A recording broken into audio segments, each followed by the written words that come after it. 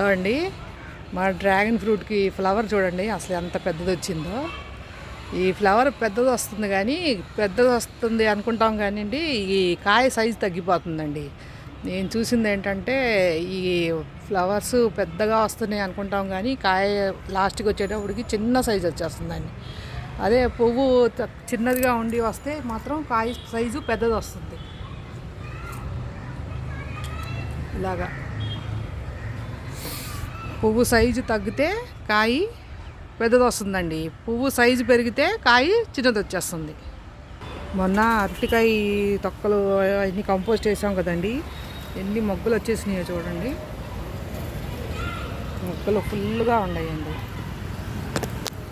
చెట్టు నిండా మొగ్గలు వచ్చేసినాయండి, చెట్టు నిండా.